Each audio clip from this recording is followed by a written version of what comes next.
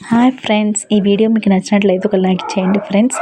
విక్కీ గారిని ఎలా విడిపియాలా అనే విషయం అర్థం కాక మన పద్మావతి గారు ఆర్య చాలా బాధపడుతూ ఉంటారు. ఏం చేయాలో అర్థం కాక అందరికీ ఫోన్లు చేసి అడుగుతూ ఉంటారు, ఏమైనా సహాయం దొరుకుతుందా అని. ఎవరు సహాయం చేయరు.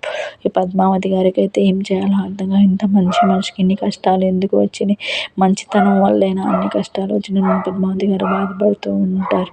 ఎలాగైనా మా విక్కీ గారిని బయటికి తీసుకురావాలనే తాపత్రయంతో మన పద్మావతి గారు ఉంటారు.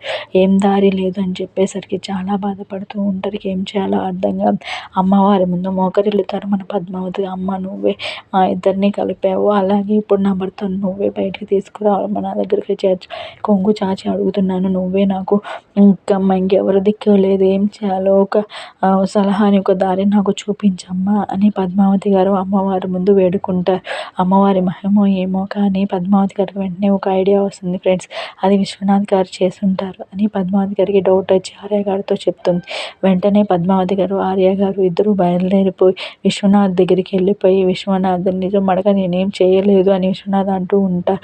పద్మావతి గారు ఇన్ని మామూలుగా అడిగితే చెప్పరు, మనం చెప్పాల్సిన బదులు అంటారు. ఈలోపు మురళి గారు కూడా ఫోన్ చేసి విశ్వనాథ్ని వార్న్ చేస్తారు. అసలు పద్మావతి ఆవలిస్తే పేగులు లెక్క పెట్టే రకం, నిన్ను ఎలా అయినా కనబడుతూ నువ్వు జాగ్రత్తగా ఉండని చెప్తారు.